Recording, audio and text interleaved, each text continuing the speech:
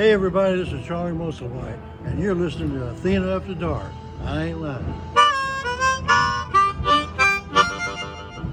Thank you, baby.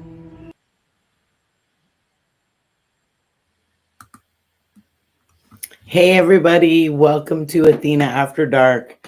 I hope you guys had a fabulous Easter Sunday and everybody is healthy and you guys are all happy as best can be. All right, tonight is a different kind of show. I am going to say that we are not having a guest tonight. We're not going to have upcoming events or any segments, and it's going to be a short show. And the reason I say this is because it's been a very somber day in our household, in my heart, actually. Give you a little bit of background. We'll start out with on this show, we don't do politics or religion ever. However, tonight we're going to take a moment out, and a lot of you might not watch this, but it's okay because it's important for me to do this, and it's my show, and well, that's just how it goes. So a little bit of a background for me personally. Both my mother and my father's side are Catholic in descent, and my parents ended up being hippies. There's a long story to all of it in the background. However, growing up, we went to church on Easter Sunday and we went for midnight mass on Christmas. That was just a very common thing. My dad and my mom always let me go with friends to different Sunday schools or Bible studies to see different aspects on religion, which I passed on to my children so they could make their own determination as to what they believe, how they believe, and who they believe in, which everyone I believe is entitled to. And I do believe it's good to believe in something, even, it might not be God, it could be whatever your faith is, it's the universe, whatnot. So, and I'll tell you why I'm telling you all this at the end. There's a moral to this story. So, I have this thing when I go to church, I always cry. Don't know why. It's just a thing. I think I feel very connected spiritually to more than what's here on this earth sometimes. And okay, people have their opinions about that, and I don't care. It's all right. Everybody's entitled to it. And I'm also entitled to how I feel. So, with that said, I have itchy nose syndrome all of a sudden. Sign. I'm not laughing about this. So with that said, I can honestly say that I believe God is everywhere for me. What I do, and it's not based around going to church on a regimented schedule or whatnot. So, and everybody has their beliefs, everybody has their how they conduct themselves. So with that said, I wasn't much a fan of the Bible when I was young. Everybody said you had to read the Bible, and I got to some spots that I wasn't okay with. And I had to find my own perception and my own belief. So I did so. Was never really a fan of like the churches and stuff like that. However, on Christmas Eve, I always go to midnight mass. It's a thing. When I feel a calling or a need for it, not just to ask for something or help from God, but also to give thanks for all the wonderful things that I have in my life. And the fact that at sometimes even with just my words, I'm able to help others. And then I can receive help, even though it's difficult on your pride, one of those things. So I'm grateful for all of that. In that regard, today we lost Pope Francis. And as a girl with Catholic upbringing, again, I was never really a fan. My father and his brothers, they were fortunate enough in their younger years in the 40s and the 50s. They had some experience with the Catholic Church and the ministries. And luckily for them, they could fight off any atrocities that may have come their way, but they also had to witness it happen to other people. So, and on my father's last few months on this planet, we actually had conversations about that. And I had no idea. So with that said, um, I believe in what I believe in. And when Pope Francis came along, I really was intrigued. I used to go to this church every Christmas Eve, like I said, and there was this priest who he was crazy cool. He had an Irish accent, and first thing he always talked about at mass was his Dolphins, his Miami Dolphins. Goodness gracious. And one day I was, I shouted out something, squish the fish or something like that. And he got a kick out of that. And it was cool because it initiated a conversation after mass. Because of course, through midnight mass, I cried my eyes out. It's a thing. Can't explain it. And yes, I'm being real here, very real, not anything anyone expect from me. But he came over to me and he said, for years I see you come on Christmas at midnight mass. And sometimes I've brought family members, but most of the time I go by myself because everybody has their own beliefs and it's just something that I have to do. Although everyone volunteers, I always let them out of it because I know they feel obligated to do that because they love me, but it's not necessary because, you got to have your own thing. And I'm cool with that. So he said to me this conversation and he asked me, he said, I see you come for midnight mass and every once in a while I'll see from the rectory, I'll see you pop in here and there. And I said, yeah, I do. And he said, well, can I ask you why you do that? And I said, because I like the service. I like your services. I think you're cool. You talk about football. You put things in an analogy that people understand. I said, and then the first time I saw you, you had this thing where you said about being a priest, you like to mix in different things because it's like soup. If you are making soup for a flock, as he put it, and you put too much salt, a lot of the flock won't come back to have more soup. He said, but if you don't put enough salt, a lot of the flock won't come back to have more soup. He said, so if you put in just the right amount of salt, the flock will come in and out, but they'll always return. And I thought that was the coolest, neatest thing. So when my mom got sick, of course, I needed somebody for the last rites, and I called, and they sent a priest immediately. And then same thing with my father. When my father was ill, they allowed my family members that, even though they didn't attend the church more than a few times in a couple decades, and I wasn't a disciplined, recipient of being in the church and finding guidance there in anyone's way. So again, the reason that I'm saying all this stuff, and I wanted to bring up a few things about why I am telling this story, is Pope Francis changed my opinion on my perspective on a lot of things. So, we all get in that critical point where we can become very judgmental. And I mean the smallest things, you can judge how someone looks by the shoes that they're wearing or how they're put together or whether or not, just things that are right here in front of you. And you can always find ways to be judgmental of others, whether it's behavior, whether it's whatever. And we're all guilty of it in any place and time and regard. And not that we do it maliciously, it's just something that society has allowed us to do.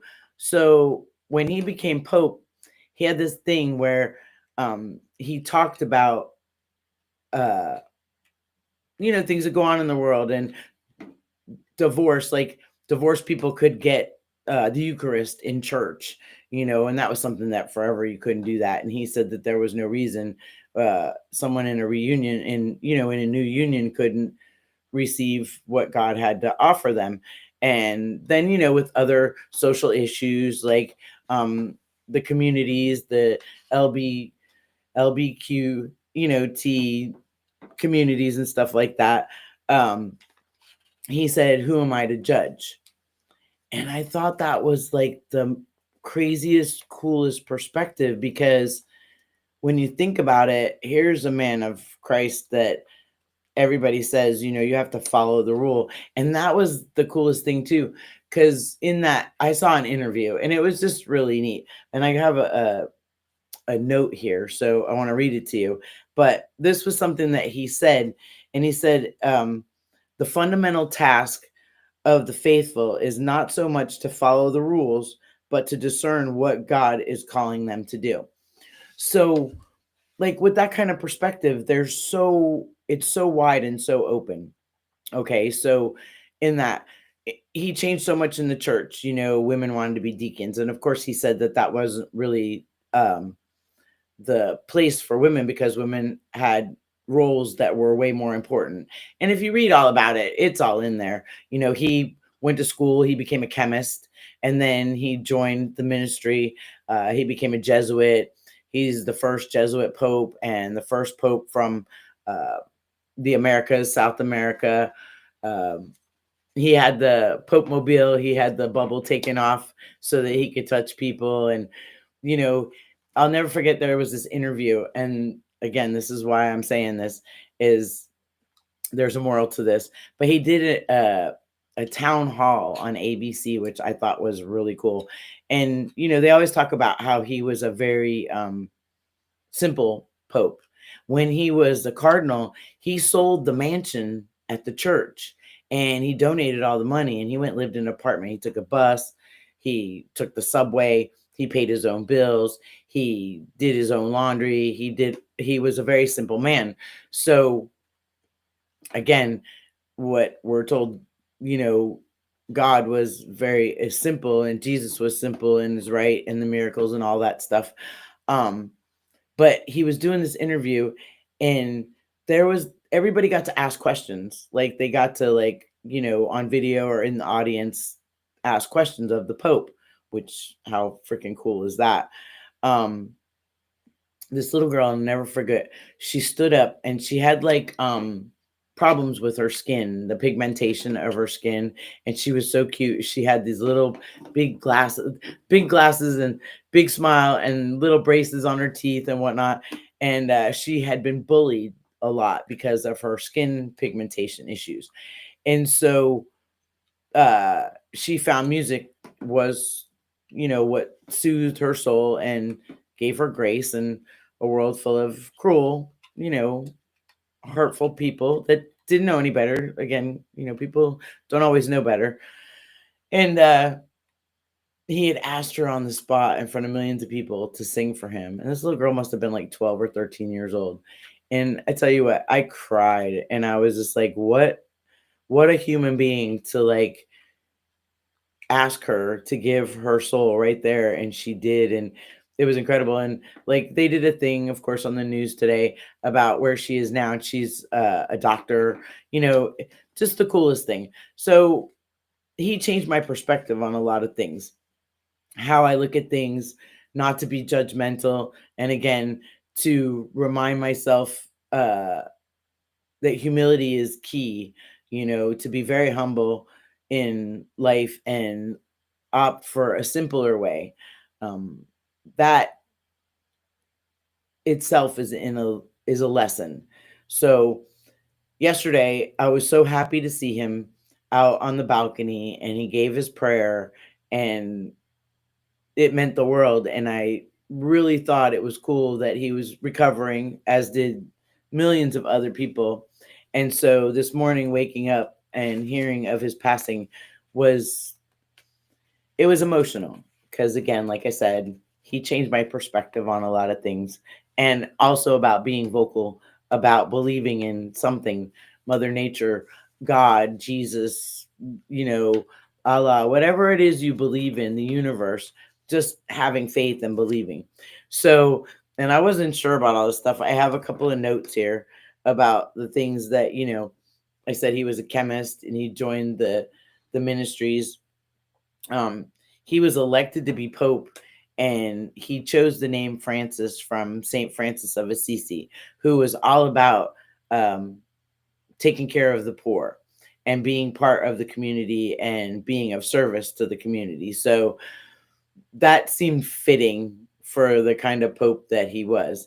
He was very vocal about things that I don't think people expected. And whether you believe in any of that or you believe in his, because he was a graduate of philosophy, psychology, literature. So he was very well educated, and again, lived a very simple life and wouldn't wear any of the fancy costumes, always wore a white robe, things that I thought were very respectful to the church and to God and all that stuff. But again, like I said, um, grace. He showed immense grace. Now, I watch Mass, Midnight Mass. They have a repeat Christmas after I go to church. I watch it on NBC. So, just saying. Um, but there were a couple other things like dignity, humility, and grace. I talked about that. Uh, just just incredible. And I wasn't sure again that I was going to be vocal about all this stuff because again, I probably lost half the people that are watching. Um, but I had to pay tribute and say a prayer for him because he always said, I'll pray for you, please pray for me. This was a man who, when people wrote in, he would call them on the phone and speak to them. And, he was just kind and genuine. So take time in your life, slow down, find a simpler way when you can, and just find your peace. Find what's okay with you. On my way here, I stopped at Racetrack to get something to drink. And again, I wasn't sure if I was going to say all this stuff or not because, I'm fun and bubbly and everything like that. And I can be emotional. I did tell myself I wasn't going to cry. That's why I put mascara on. But so I found this. I was walking into the gas station. This was on the sidewalk. Okay. And I'm sure it was somebody's from, Palm Front Cross. Okay, it was my sign. So I'm grateful for a lot of things. I'm going to give you my 5 good things. And I hope and pray that you will make it a point to find your 5 good things. Okay. This week has been crazy, horrendous ups and downs for me. My 5 good things. My family. My family is so very important to me. And it's not just my kids and my grandson and my husband, my extended family, in-laws and outlaws and motorcycle family, everybody. I am so grateful. And I've had an opportunity to reflect on a bunch of stuff. I've looked through pictures. I've had little projects that I've had to do. And it brings great joy to me that I am so truly loved and that I experience that and that I can also truly love others. And the world will make you hard. Sometimes you find it easier to be callous and just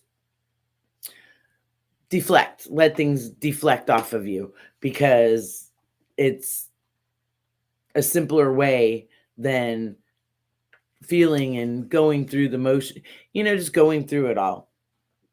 I suggest that you just go ahead and open up, be yourself, authenticity. So, my family, all of you, grace, the grace that others give me, the grace that I give others, and then the grace that I can give myself because I have had to learn how to do that. It starts with believing in my own internal worth and value. And that's something that's hard to find. Even at my age, everybody thinks, oh, tough biker chick, this and that and the other thing. But we all have moments and we've all been through hard times. Everybody out there knows that. So grace, perseverance. And that's something that I am, again, grateful for every day that I am blessed with. The perseverance to know that every day it's my choice to get up and face it head on. Some days it's really hard. Some days I lay in the bed and just think, why? Why do I have to? And then I tell myself I have to because I want to be the best that I can be. And that should be better than the day before. Maybe not as good as the next day, or maybe better than the next day, but at least the goal is to be my best every day. So the perseverance, it truly does pay off when they say that. I know that's such a crazy what it is. And then that was 3. Okay, motorcycles. I could just honestly tell you all that motorcycle life is I see you, Will, Miss Jessica. Motorcycle life is genuinely one of the most important things there is for peace and serenity. Dennis, I see you. Downtown Chicago, under a bridge. I love it. I love it. So, and again, my motorcycle life is so incredible because I am so honored and blessed to be around so many cool, crazy people that do so many awesome things and serve our community and serve one another, and then are learning how to just take care of themselves. That's not an easy task. So that's 4. And then 5. Okay. I have to say that one of my fabulously 5 good things today is that I got to see Pope Francis deliver the Easter prayer. And then I know that he got to do that. He had the strength to do that, meet with world leaders, all these things, and then passed on and got to spend some of Easter with God, who is what put him where he is. So, but he's one of my 5 good things because honestly, he changed my perspective on a lot of stuff. Like I said, I'm going to read it again. Fundamental task of the faithful is not so much to follow the rules. Boy, howdy. I like that one. But to follow the rules, but to discern what God is calling them to do. So that's so difficult. What is your calling? Where are the messages? Where are the signs? I think, if I'm not mistaken, for me, it's in my heart. And every day I learn a little more about what my calling is supposed to be. I'm grateful for all of you. And I hope that tonight, no matter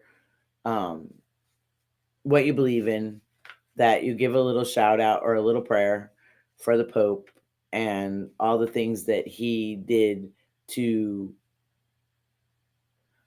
what he believed would be better our community. And again, we all believe something different, but as long as we make effort, that's the important part. And he always made the effort. And I know all of you out there, you make the effort. Make the effort with your family, make the effort with your community. If you forget once in a while, it's okay. You just got to ground yourself and remember that you do have to do it because it's good for your soul. It doesn't matter anything else, whether it's God or anything, for you internally to fill you up. It's good for you. You might not believe it, but if you try it, you might like it. You might want to do it again. So, okay. So this is me. This is the real, authentic. Here I am. Those of you that stuck around, that's fabulous. I love you, Jose. I love you, Bob. I see you guys, Dennis, Jessica. I'm so glad. See, like, you're all very fabulous to me. And next week, we're going to have a great guest. I'm going to keep it a surprise because I kind of canceled on them last minute because all this stuff was just, I was having technical problems. And today was a really trying day for me. So I found my 5 good things. And then, yeah, I hope your 5 good things, you can find them. Oh, I have to say you guys are at the top of my list for 5 good things. I just don't want to, like make ego go poof. No, I'm just kidding. Well, okay, again, have a wonderful evening. I love you all. I will see you next week. Thank you for listening to my authentic self. And, well, we'll have a ton of fun next week. We got good stuff coming up. I'm excited about my ride with my son to TMMR. We'll talk about all that. And, yeah, got some new good stuff coming up. But today, we could just say a little shout out, say a little prayer. And I want to say thanks, Pope Francis, for changing my perspective. You all be safe. And I will see you next week. Same time, same place, same bat cave. Until then, have a wonderful, wonderful chopper week.